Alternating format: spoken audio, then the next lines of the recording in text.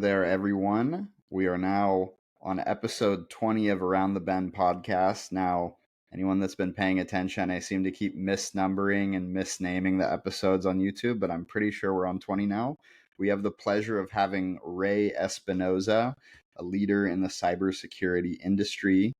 We got chatting, Ray, and I think one thing that I've noticed among different, top IT leaders, cybersecurity, software engineering is the mentality you take to your work. And that could really apply to anything, even what I do here in more project management and consulting. But, your kind of stories and our talk kind of inspired me to get us on here and get this message out to people. Awesome. I'm excited to talk about that, and I think there's not just one mentality to bring, because there really are different types of situations that require a different tact or different nuance or approach. Mm-hmm. And also, too, I think we delved a lot into like the sport, almost like a sports mentality. Like when you're on a team sport or an individual sport, you deal with so much adversity and so many things that kind of get in your way, and you can't just be like, oh, well, that kind of sucks, I'm going to quit now. Which is ironic because a lot of people know that, but when you become an adult and you start getting paid for stuff, I wouldn't want to say everyone becomes executive, but people, I notice, and we probably do it ourselves, get really upset by tiny things. Where if we zoomed out a little, we'd be like, oh, actually, this is really just a tiny obstacle in my grand course of things. It's funny. I have had that exact conversation with one of the folks on my team earlier this week during a one-on-one. And, I happened to notice that this individual was stressed out and kind of feeling the weight of a lot of things that are going on. And I told him, like, remember, brother, no one will die, so let's take a deep breath. What you can get done today is what you can get done, and save the rest for tomorrow. And, it was funny. I didn't think it was very profound, but he showed me a picture the next day. He wrote it out on like a card and taped it above his monitor to help remind him. And perspective is everything. You get a chance to zoom out, knowing there's adversity and knowing how to deal with it, but also putting it into context. If we were all brain surgeons, quite a different, sense of responsibility. So. Absolutely. I mean, there's definitely a sense of like, hey, I want to get this work done. I want this to happen. I want that to happen. But yeah, I mean, I used to be in training to be a police officer, and there, in those kind of first responder work, Sure. medicine, medical fields, I could definitely understand like, hey, that's a lot of weight of our work. But, sometimes too, when you get the complaints from clients or, people internally and you're trying to help people, you're like, sometimes you want to be like, dude, come on, like, really? But then you're like, nope, sometimes it helps to be that calm voice and help people put things in perspective. Absolutely. Your work too, there's a lot more stress because you're trying to provide and I apologize, it's probably better to let you kind of lead off with that, but you're providing a cybersecurity software that could really positively or negatively impact clients, right? If it's not functioning properly. And that probably has a lot of stress dynamics to it, I'd imagine. Yeah, and I'll share a little bit about that. So we have a SaaS platform that our customers utilize. We also find vulnerabilities for our customers before hackers, and when I say hackers, for many in the industry, the way that we think about it from a Hollywood perspective, hackers are bad. But in reality, the term hacker is really not bad. There's lots of folks that consider themselves hackers. It's almost synonymous with the tinker, and no one is scared of the word tinker. But it's very similar. But in either case, I digress. So we help our customers find vulnerabilities before folks with bad intentions do, and before they can be exploited. They take those vulnerabilities that we find in our SaaS platform and hopefully get them fixed and work through them. And then through the times where they need to ask questions, they need better clarity. That's where we are here to provide expertise in that space overall. But you're absolutely right. I mean, if we are providing, this for our customers and we don't do a great job, we miss a gaping hole or something that could be exploited. I mean, that's tough. And then on the other hand, when you think about Am I happy with what I do? And does the work that I do make a difference? I'm proud, that there's a lot that we can get behind to say, we make the world just a little bit of a better place by helping others stay in business and succeed. And so I think that part is awesome. But it does come with a huge sense of responsibility. You have to be good at what you do. Otherwise, how much are you helping? If we had a couple of high schoolers, and because I'm a coach at the high school, it's funny. And I think about all these kids and all the different ideas of what they want to do. They're great kids, but if we had them doing part of this job, we might not get the same level of value of having, professionals who've been in the industry 20 years and the types of issues that they can surface. Hmm. Absolutely. And I think it's you touched on one thing like, hey, is what I'm doing meaningful? And I think over the past couple of years, especially since COVID, that's been like that was always there, obviously, like, but the that being like at the forefront of things, because I know a lot of people personally and kind of through my work, seeing a lot of people shift over, simply because they don't feel like they're getting that like deeper meaning, or hey, my work kind of contributes to something larger than myself. Right. um, and I would say that's an important part of the mentality you bring to work, or really whatever you're doing, because if you're not mentally invested in it, then you're not going to also really feel that necessity to kind of like go through those hard times and those turbulations, you know? 100%. Yeah, I don't know if I'd have the same passion for what I do if I was selling Tupperware. Like I don't know. Does it help from the less disposable plastics? Sure, and maybe that makes the world a better place. But I admit I'm a glass half full kind of guy. But I happen to be lucky. Like I coach high school football and I coach high school weight training. I have this outlet where I can have a positive impact in my community. And when you start talking about purpose, I'm like, holy cow, like, helping to shape young people into to just good people overall, or being there when they need it. Like I consider myself extremely lucky to have that sense of purpose, both professionally and in my community. Absolutely. I mean, I personally have never coached people, but I did do quite a bit of volunteer work with like people here locally in San Jose, and definitely watching the progression of people kind of maybe starting at not a good place and being able to kind of like transition into something better. I mean, I personally did a lot of wrestling in high school, and track and field. So I'm very familiar with the sports environment. I'm sure a lot of people are, but I'm sure being a coach is a totally different responsibility, because it's almost like you're responsible for just so many things too, and then you're dealing with kids, which ratchets it up a level. You know, like I do or I did martial arts, and I'm sure those coaches are like, whatever. Like you broke your hand, that sucks for you. But when you're dealing with kids, you're like, that responsibility must be a lot higher.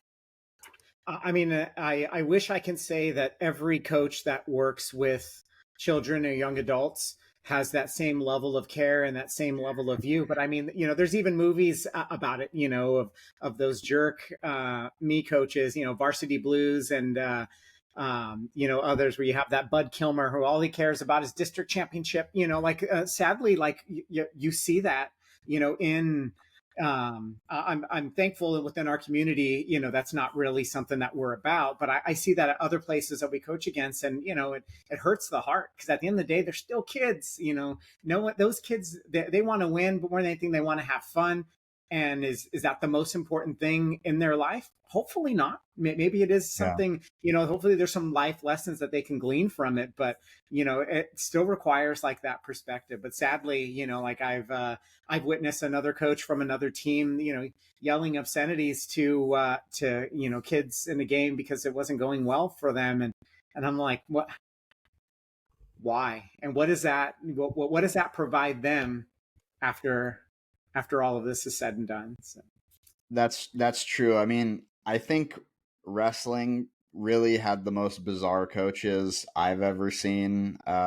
We had coaches that were just I had some of the best coaches ever that were like educators, like they worked at the school, they were coaches, they were really inspirational, and you're like, wow, that's such a this person could have done so many things, but they decided to do this.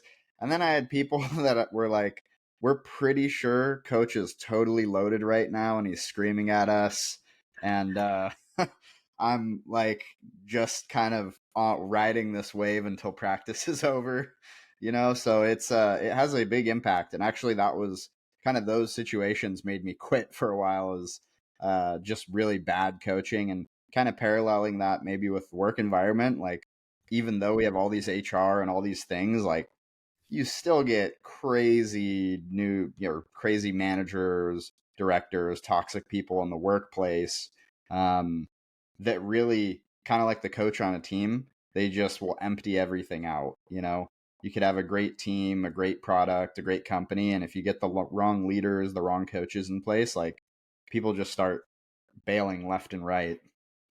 Absolutely, and it's sad. And I mean, if you go back to how does that happen?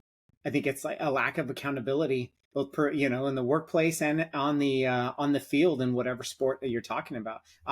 We've gone up against other teams where talent wise they are superior in talent, but they were just not coached well, and it was a bad environment, and that just doesn't bring out the best. And it's sad to see, when you do see it. But like I mentioned too, I also have seen that professionally. I've witnessed other leaders talk about folks within their org as if they're, pieces on their own chessboard of like, no, I don't want to promote them because I need them here in this role. For me, it works out really well. And I'm like, well, that's a pretty crappy way to think about someone else's life and their career. But you still have those types of folks. And if there's not a strong enough corporate culture or a leader above that says, yeah, that's not what we're about and that's not what we're going to do, it's there. And, sadly, many of us have seen that. And I definitely would agree with you, and that's not just something, I've seen in one org. I've seen that in a couple, and then you learn secondhand through your network, different things and seeing things at different clients where you're just like, okay, well, it's not my battle, or I don't know what the phrase is, more or less like not my problem, but that looks really bad, sort of thing. Like how do you combat that in your organization at Inspectiv? I mean, I think it still comes down to accountability. When you're a leader, you see something and it's off, it's wrong and it's not who we are and what we're about. You got to do something about it. You got to say something. You got to make sure that you address it. If you're passive and you allow it to happen, then you're complacent to that. You're saying whatever is happening here, that's fine, that's okay, we're willing to accept it. And that's similar.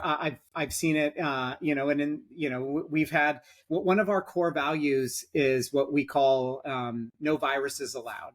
And it's sort of a play on, no jackasses. Like that's not who we are as a corporate culture, and we believe that so much that we're willing to put that as a company value. And part of like our annual review cycle that we use, what we address ourselves is how are our employees, how are we modeling our own values, and are there areas to improve?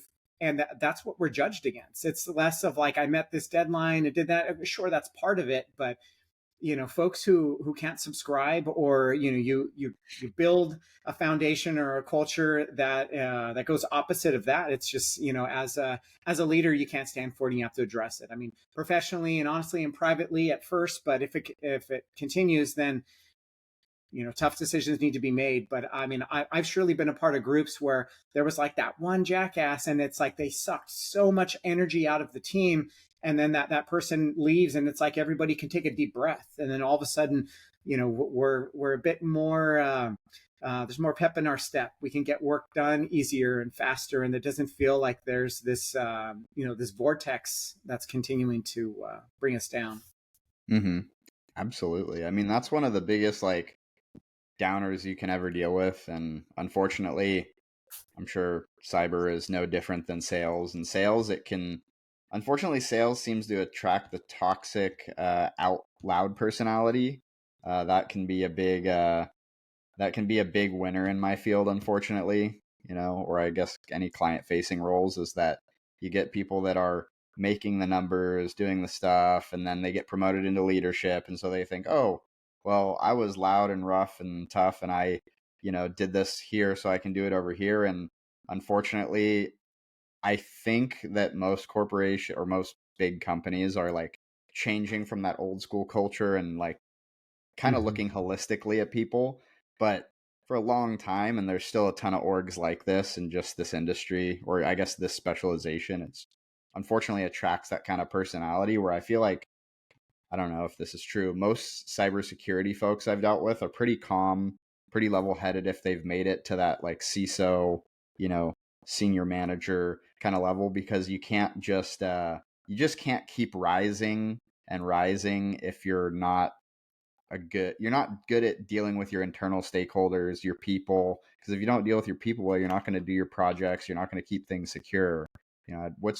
I don't know. Maybe there's kind of personalities I don't see in cyber. Like what are the good, the bad, and the ugly there? I mean, I think you're definitely right. There's especially in cybersecurity, there's not a lot within like your own sphere or your own within your own team that things can get done. You have to be able to influence prioritization in other parts of the business. Like if remediation on an application needs to be done because there was a pen test and there, are vulnerabilities in that app. The product team may not have the cycles to do it right away. And so how do you manage and say, what's acceptable to the business and how do we have that conversation? The old school way would go in and say, sorry, fella, security, like we got to do this now. What do you mean? I don't care about what else you think is important. I can tell you that maybe lasted for a whole 5 seconds. And then you have, but again, we start talking about corporate culture, and is that type of personality allowed? I've seen it. So it may be there, but now it's more so of building relationships up front and being able to influence and come to an understanding of, here's what the business needs and here's why there's risk. Is there something that we can collectively do to address it? And it ends up being, a negotiation, and then when you're in a role for a while, you continue to build these relationships, and then you can start to see a little bit more ahead of, hey, I know we're going to be doing these things.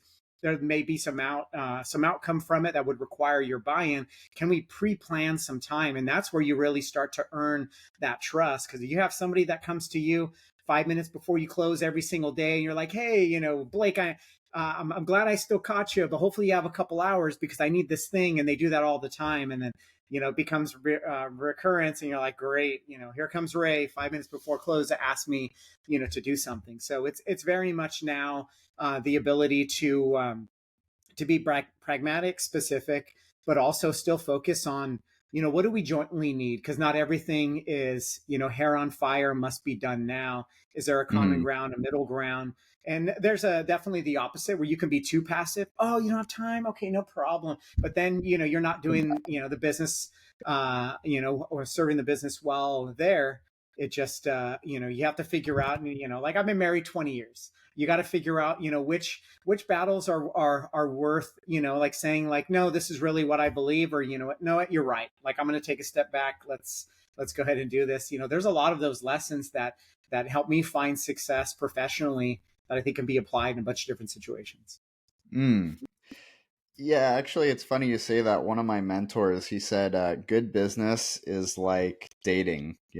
There's a process. You kind of like, you try to date each other, see if the relationship works, and it gets more serious. And then it becomes more about these like day to day little things, and how to work together. And I found that analogy super useful because it's super true. Like, people that, I don't want to veer off into sales, but there's way too many people, even at really high level sales roles, like whether they're Mm-hmm. doing cyber software, like SaaS software, or here in consulting, project management. It's like, dude, whoa, slow down. Like, imagine you were on a date and you're trying to ask way too much stuff. People are like, whoa, whoa, whoa, whoa, slow What it would our way children's down. name be? Whoa, it's first date.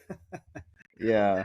Yeah, let's slow this train down. And I feel like in a lot of you talked about like building those relationships. That's actually kind of breaks the norm of what you would think like, cyber is about. They think, oh, it's some people crunching code, or like you have I don't know, some movie scene and somebody's just like checking something and trying to inject code into something, but it's really, a lot of it is actually just talking to people, It is. fixing problems. And like one of our family friends, he was saying like 99% of all the security problems people run into are like level one basic. So it's like a lot of the time you're just like talking with people like, hey, reset your password. Hey, please do not click on random emails with links on them. Please don't click on random links with emails in them. Please. And he's like, and then somebody does a phishing email and clicks on it anyways, and you're just like, love it. It's so consistent with things that I've seen, and what's so easy to get lost that is critically important is to treat those folks, those level one folks who may not be as technical, with as much empathy as possible, because that's your workforce. That's the human intrusion detection system that you have, where, if you treat them like crap, like, okay, the stereotypical IT guy, like, I'm the smartest person in the room and you're just not as smart, like that, they don't want to come back. They may see something and they're like, well, not my job, and Yeah. that's counterproductive to what we want to try to do. And so, I mean, I think, knowing that, you have to deal with folks of all different technical aptitude, regardless Hmm. of who it is, treat them with tons of empathy, tons of respect, tons of gratitude. And then who knows, the next time they come back, they may be that first indicating point of like that there's an actual real issue there. And then you're so grateful that they were able to do that. It's actually funny you say that, yeah, because in the beginning here, I didn't totally understand why all the tools I wanted to use were not allowed. I didn't cause any security breaches, but I was trying to go under, around, and over different blockages in the system. Like, come on, just let me integrate this with O365. Come on, like, let me just like integrate this like outbounding tool. And they're like, no, no, no. And then they sat me down and explained, and they were nice about it. And I was like, okay, well, that makes sense. I don't want to cause some multi-million-dollar fiasco because I'm not liking the tools I'm given. And so much makes a big difference in how you were treated. And when they lead with the why, well, here's why, not just no. You're like, hey, I'm just trying to do my job and I'm just trying to make things easier. And if you assume that that's a positive intent with folks who are trying to get their job done, that makes it easier to be like, well, here's what could happen. And then, many times, I mean, and I've learned tons where I'm like, holy cow, well, I definitely don't want that. So thanks for telling me. I'm just glad that I know. Again, it just makes a big difference. Small amount of patience, goes a long way. No, absolutely. I think I guess I have this question now that I have you hostage. How big of a problem is shadow IT, and how much of that? Because I guess maybe we should have explained what Inspectiv does, but correct me if I'm wrong. It's like a platform where you're putting out bug bounties, which people that don't know what that is, it's basically like you're incentivizing hackers, tinkerers to come in and find problems with the system, and then they get paid for finding the problems in the system. How many of those are in the shadow IT realm of things? So first, I'm going to say you did a pretty good job of summarizing about what we do. I'll make one small correction in the sense of like our customers define these are the things that we want folks out there in the industry or in the public to hunt on, to find security flaws, vulnerabilities, or issues on. And then if they submit a valid vulnerability, then we provide them a monetary reward of varying degrees depending on the criticality of what they find. But shadow IT is always a part. It may not necessarily directly be a part of every single customer bug bounty program that we have, but many times it's still an issue. At the end of the day, when I just wearing my CISO hat and knowing that, and most organizations, or at every organization that I've been a CISO or the head of security, I'm overall responsible for cybersecurity related digital security for the entire company. Regardless of whether it's sanctioned or not, and that there's definitely a responsibility that I have if there's our logos being used, if and I don't want to use this in pigeonhole and say marketing always does this, because it's definitely not the case. Because again, folks with good But intentions trying to get their theoretically, job done. Sometimes I've been in organizations where there's so much bureaucracy to try to get something done. I see the incentive to just go over here and get something done because it may be 6 months quicker and way cheaper and just less heartache and toil for everyone. So I understand, but that still brings me back to say, knowing that, how do I find the right solutions, the combination of either services and software or other things that we can do to find some of those, and not necessarily go in there, with the hammer and bust things up and shut them down, but we're going in and saying, okay, well, here's the bar that we need from a security perspective, and how do we help you? Maybe you continue to operate this, but you operate at the bar. We have better encryption, and we make sure that we do X, Y, and Z things so that you can do what you do. That's going to help our business grow and succeed. Because if me as a steward, as the executive at the company, if I'm not helping my business win, then I'm losing. I'm not doing a good Yeah. job, and I think that's something that can be lost sometimes in translation of like your number one job is to keep everything secure. That's technically right to a degree, but there's always a level of risk that every organization is comfortable with, and that varies by company. But that means they're willing to accept some risk so that they can continue to do business. I have to be an expert of what that risk tolerance is, and I have to provide solutions and other options and ideas for us to manage around that. And that's how I earn, my keep and continue to enable the business to win. Because I start helping my business, or I'm not helping my business win deals. And guess what? My tenure here is going to be pretty short, because at the end of the day, we got to make money, we got to win. And I have to be, a better advocate for things that we can do, and or just raise and say, folks, I'm sorry that this amount of risk that we're taking on, it's too much. And here's why. So if you want to accept this risk, we do that together. I will not be the risk owner. Maybe it's a different executive in the organization. Maybe it's a CEO. Maybe it's a GM of a business unit. But we Hmm. are collectively making that decision that we're going to accept this for the sake of continuing to do business, and that happens. I think I've heard that too, and maybe the gentleman's name was Benjamin Coral. I maybe either in that discussion or with another CISO, it's like people, and when I say people, I'm talking about like C-level executives. They're like, "Oh, look, we got hacked. Therefore, let's just go after the CISO, or whoever the head of IT or IT security is, depending on the org size." And they're like, "Let's just get rid of them because that was their fault." And it's like I don't know what your thoughts are on there, if that's too big of a topic, or if you have a Spark Notes version of your thoughts there, because I feel like that's a pretty common thing still. It would be naive of me to say that within any organization, there's some level of um, I'm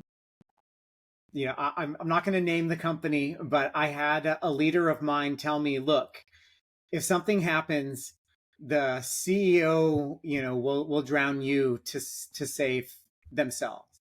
And like there's like a pecking order of what would happen in any case. And so there I've heard like the joke, like CSO is like chief scapegoat officer Yep. and whatnot. And I can see sometimes where that could be the case. And sadly, we've seen things like with Joe Sullivan and Uber, and some of the happenings that happened there that almost led to prison time, which again is extremely scary.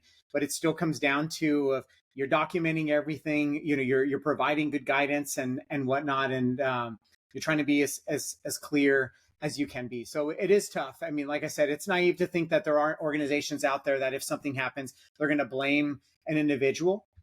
Maybe rightly so. Again, if I'm a CISO who's overly passive, and I allow the business to not prioritize things that I do, then I should be held accountable for that if something occurs. But if I'm doing everything I can and I'm being the one being shut down, then is it really my fault? And if that's the case, then how do you have good enough notes and whatnot to be able to say, here's what I've done and here's what I've tried, et cetera. And sometimes it gets to that point, if you're not looking at prison time, then sometimes it just gets to that point of like, okay, well, this is no longer a good fit for what you're looking for, and the human being, the person that I am, the executive that I am. Maybe a change is right.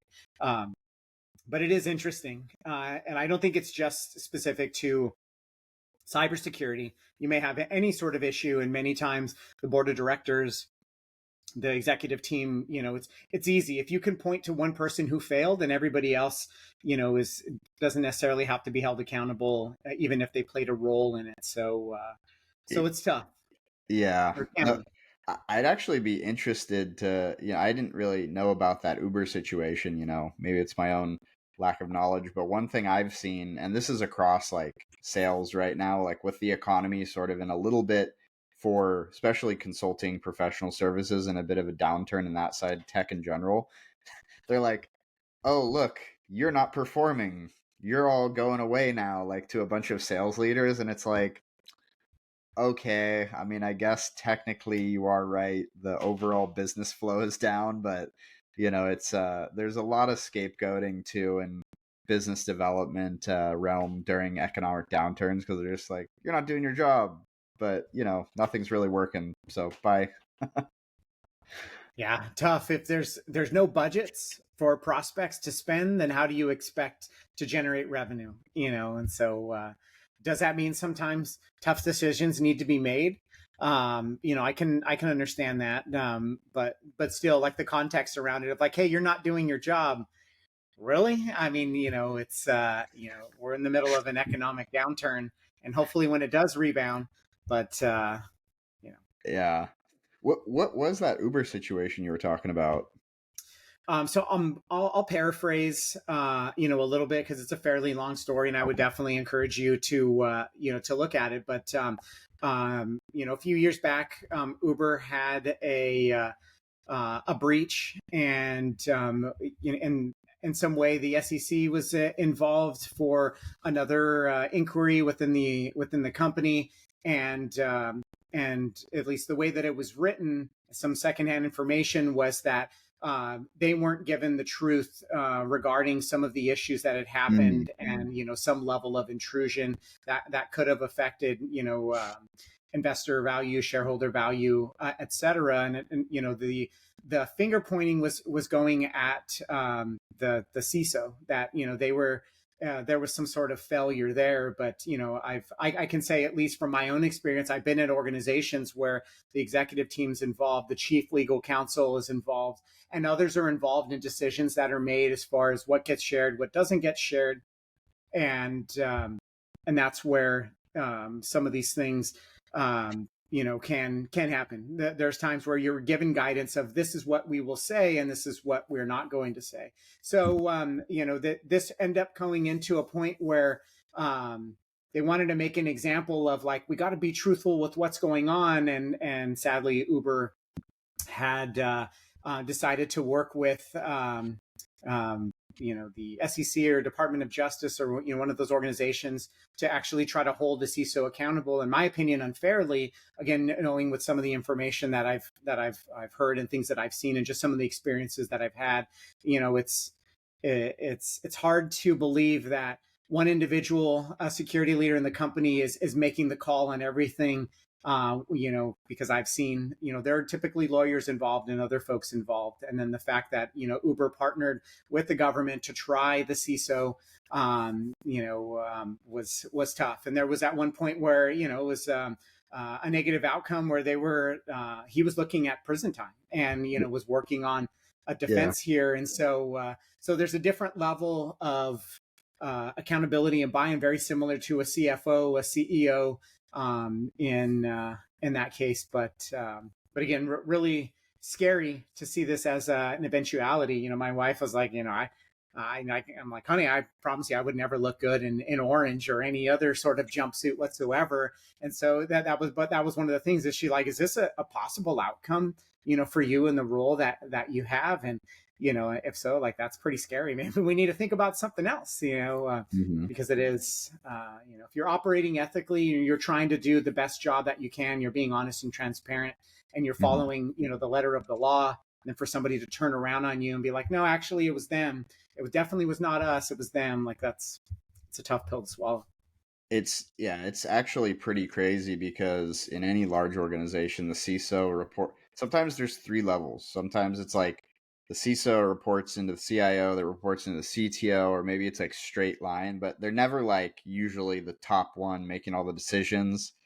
And plus two, yeah, I'd be extremely shocked if this person wasn't like, hey, so we got this data breach and we probably should report it. And they're like, no, I don't know the whole situation, right? But it would just blow my mind out of, like, I'd be blown away if this guy was just doing every single thing by himself and no one else had any idea what was going on, like you're saying. It just doesn't really logically make sense, and that's probably why he didn't end up uh going to jail because it's not his fault. He's probably just being scapegoated.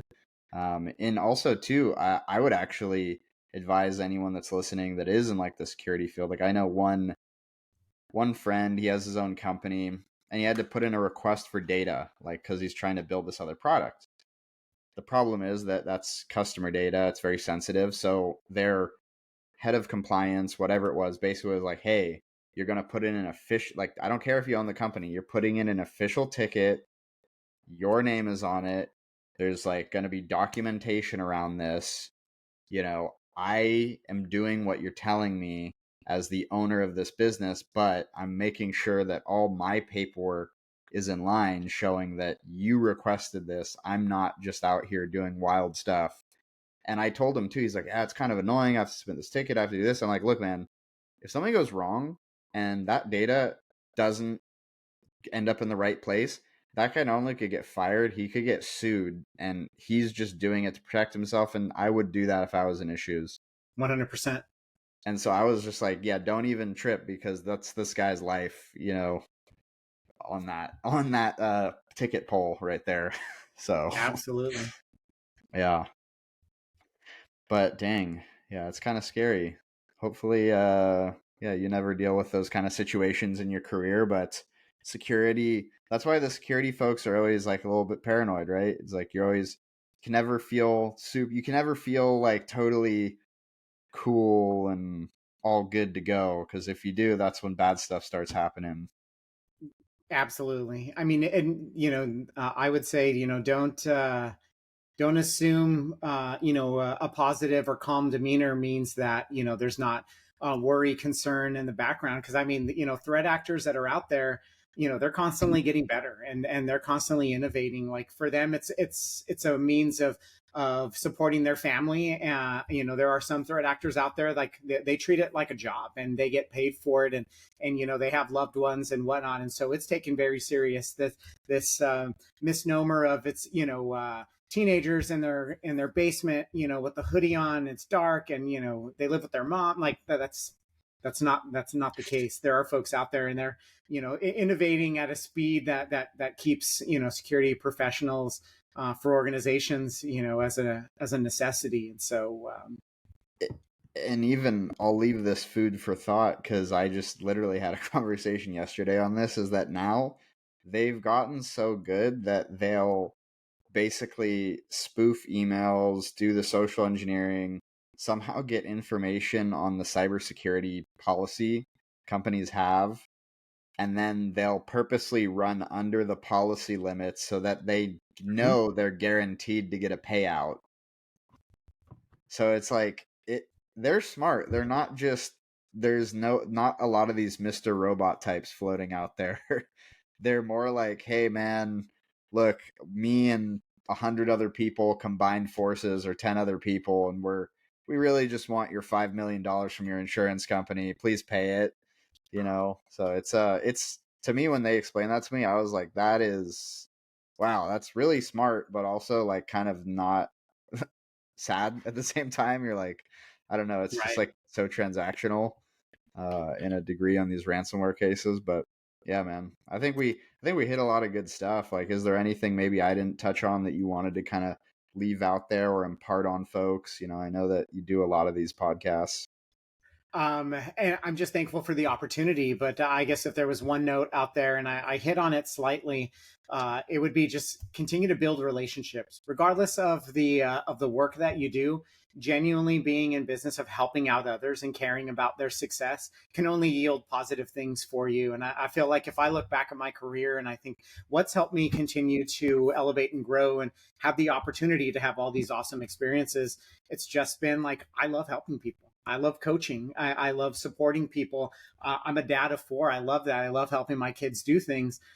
So, find something that feels like you, but when you genuinely help others and you listen and you support, you'd be surprised at how far that can continue to take you. And, you touched on it, and I've seen some tough personality in sales. I've also seen the exact opposite, where folks Mm-hmm. who have like slow played and just really cared of like, oh man, like, yeah, I would want to make the sale, but but more interested in the situation, the dynamics, and how they can be of service. And ironically, one of like my greatest closest friends, years back when we met, he tried to sell me, and I was like, I don't really have a fit, but he was so cool about it. And then there are others who were total jackasses about it.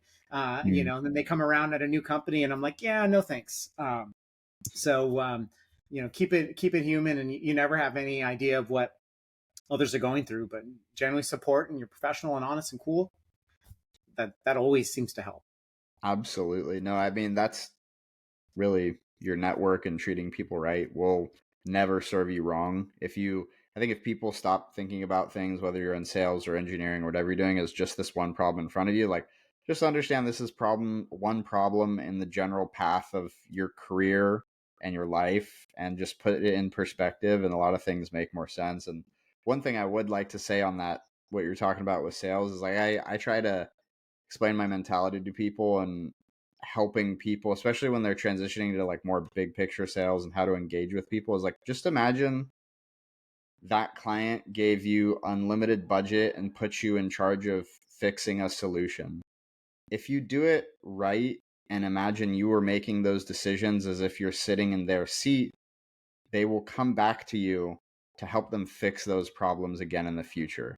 If you Mm-hmm. get greedy, if all you care about is making a sale, you're going to win one time, and that's it. That's where it stops. If you Yep. just go back fixing problems, kind of treating people right, they'll come back to you, because they're like, sometimes if they tell you your problem or their problem, and you're like, if I was in your shoes and I had these options, this is the lowest cost, this route, this route, this route, okay, check these out, you'll win. And you take that to your network and the people you treat well, you'll win. Whatever your field is, whether it's sales or cyber or, I don't know, everything. Right. Absolutely. Cool, man. Well, thank you for taking the time out, Ray. I had a good little chat, and look forward to connecting again soon. Thank you so much for having me on the podcast. Really appreciate it, and the conversation as well. Thanks, Blake. See ya. We'll see you. Take care.